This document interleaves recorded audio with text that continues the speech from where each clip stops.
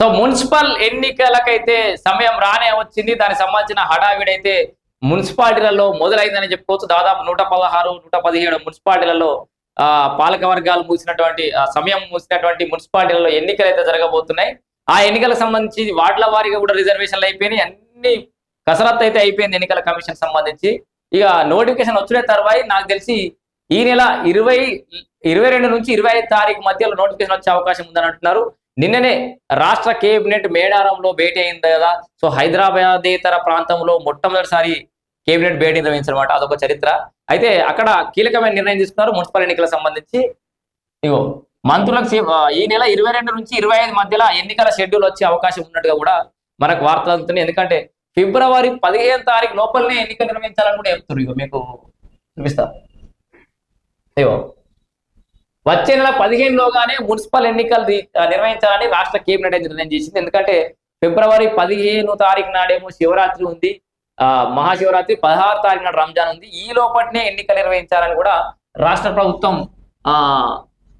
అది నిర్ణయించినట్టుగా కూడా తెలుస్తుంది. మొత్తానికి సో బీఆర్ఎస్ పోటీ ఇచ్చే స్థితిలో లేదంటున్నారు రాష్ట్ర ముఖ్యమంత్రి రేవంత్ రెడ్డి. మున్సిపల్ ఎన్నికల్లో గెలుపు ఈజీ. సో మున్సిపల్ ఎన్నికలలో ఇంకా ఈజీ గెలవచ్చు. బీఆర్ఎస్ పార్టీ పోటీ ఇచ్చే పరిస్థితి లేదు. అయినా కూడా జర జాగ్రత్తగా ఉండాలి. కీలకమైన సమయంలో నేను విదేశీ పర్యటన పోవాల్సి వస్తుంది కాబట్టి జాగ్రత్తగా ఉండరని మంత్రులకైతే సీఎం దిశానిర్దేశం చేసిండు. మొత్తానికి మున్సిపల్ ఎన్నికల నగారా మోగినట్టే ఒక రకంగా.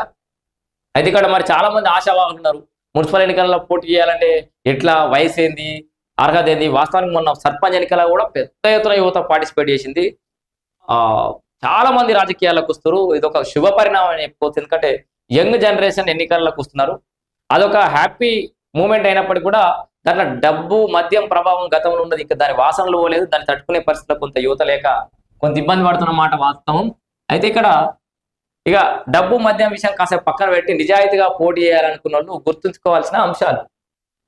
సో ఏంది, 21 ఏళ్ళు నిండు ఉండాలి. ముందుగా నువ్వు మున్సిపాలిటీలో పోటీ చేయాలంటే ఫస్ట్ అర్హత రాసి పెట్టుకొని 21 ఏళ్ళు నిండు ఉండాలి. మున్సిపల్ ఎన్నికల్లో పోటీకి మార్గదర్శకాలు అయితే జారీ అయినాయి.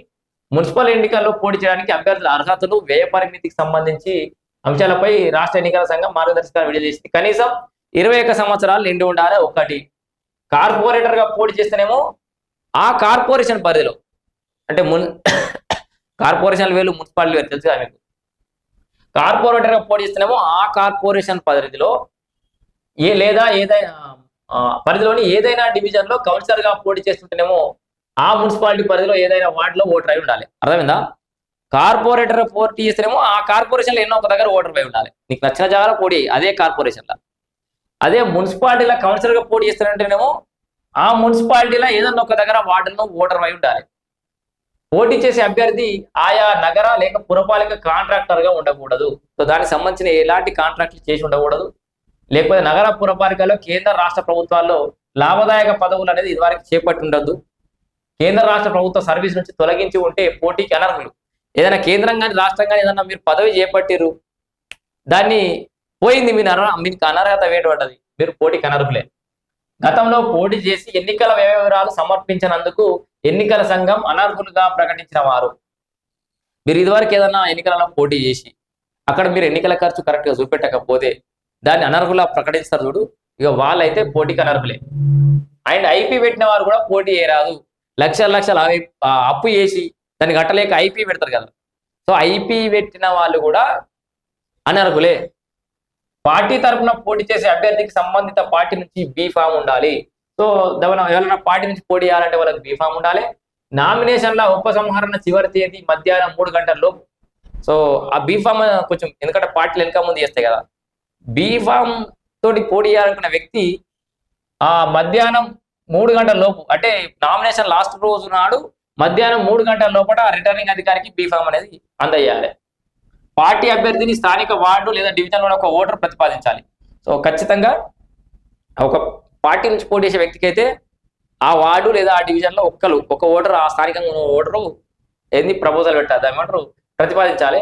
ఒక అభ్యర్థికి ప్రతిపాదించిన వ్యక్తి మరో అభ్యర్థికి ప్రతిపాదించదు. ఇవ్వాలన్నా ఇప్పుడు నాకు ప్రతిపాదించిన వ్యక్తి ఇంకో వ్యక్తికి ప్రతిపాదించదు. స్వతంత్ర అభ్యర్థిని స్థానికంగా ఒక 10 మంది ఓటర్లు ప్రతిపాదించాలి. సో ఎవరన్నా ఇండిపెండెంట్ గా అయితే మాత్రం వాళ్ళకి ఒక 10 మంది సంతకం పెట్టాలి. ఇక డిపాజిట్లు ఏమో పురపాలికల్లోనేమో ఎస్సీ, ఎస్టీ, బీసీలందరేమో 1250 రూపాయలు, ఇతరులేమో 2,500 కట్టాలి. నగరపాలక సంస్థలలో కూడా ఎస్సీ ఎస్టీ బీసీలేమో ఒక 2,500, ఇతరులేమో ఒక 5,000 డిపాజిట్ చేయాలి. సో ఎన్నికల వ్యయ పరిమితి అనేది నగరపాలక సంస్థల పరిధిలో 10 లక్షల వరకు వ్యయ పరిమితి ఉంది. సో మహానగరంలో కార్పొరేటర్ గ్రేడ్ 1 పురపాలికలేమో 5 లక్షలు, గ్రేడ్ 2 మున్సిపాలిటీల 4 లక్షలు, గ్రేడ్ 3 మున్సిపాలిటీలనేమో 3 లక్షల రూపాయలు ఖర్చు పెట్టచ్చు. అభ్యర్థుల నామినేషన్ ఒక రోజు ముందు బ్యాంక్ అకౌంట్ తెరవాలి. ఎన్నికల ఖర్చులు అనేది దాని ద్వారా మాత్రమే నిర్వహించాలి. ప్రతి అభ్యర్థి ఎన్నికల ఖర్చుల రిజిస్టర్ నిర్వహించాలి. ఖర్చు కింద సరే మీరు ఏదైతే ఖర్చు పెడదాం అనుకుంటారో ఆ ఖర్చు కింద ఏమేమి వస్తాయి? ఫ్లెక్సీలు, బ్యానర్లు, కరపత్రాలు కానీ, పోస్టర్లు, మీరు వెహికల్స్ ఏమైనా రెంట్ తీసుకుంటే అవి, మైకులు, డీజేలు, సమావేశాల నిర్వహణకు సంబంధించి సామాజిక మాధ్యమ ప్రచారం కానీ, కార్యకర్తలకు భోజనం, నీటితో పాటు పార్టీ చేసిన ఖర్చులు, పార్టీ ఎన్నికల కార్యాలయం అద్దె, కరెంటు బిల్లులు, సిబ్బంది జీతాలు ఖర్చు కిందకి అయితే రావు. సో ఇవి రాని, ఇవి వచ్చేటి. ఇవి నామినేషన్ కావాల్సిన పత్రాలు. సో మీకు నామినేషన్కి ఏమేమి కావాలి? ఎన్నికల అధికారి నుంచి పొందిన నామినేషన్ ఫామ్ ఉండాలి ఒకటి. ఆస్తులు, అప్పులు, ఆదాయాలు, కేసుల వివరాలతో కూడినటువంటి అఫిడవిట్లు, అభ్యర్థి ఓటర్ ఐడి కానీ, ఆధార్ కార్డు కానీ, పాస్పోర్ట్ సైజ్ ఫోటోలు కానీ. ఒక అభ్యర్థి 4 కంటే ఎక్కువ నామినేషన్లు వేయద్దు. ఎస్సీ ఎస్టీ బీసీలకేమో రిజర్వేషన్ చేసిన స్థానాల్లో పోటీ చేసే ఆయా వర్గాల వారు రెవెన్యూ శాఖలోని డిప్యూటీ తహసీల్దార్ స్థాయికి తగ్గకుండా అధికారుల సమక్షంలో డిక్లరేషన్ విధిగా జత చేయాలి. సో ఇది ఖచ్చితంగా నామినేషన్ సంబంధించిన ప్రతిపాదన. సో మున్సిపల్ ఎన్నికలు ఖచ్చితంగా ఫిబ్రవరి 15 లోపు అయిపోయే అవకాశం ఉంది. అందరు సిద్ధంగా కూడా ఉండాలి.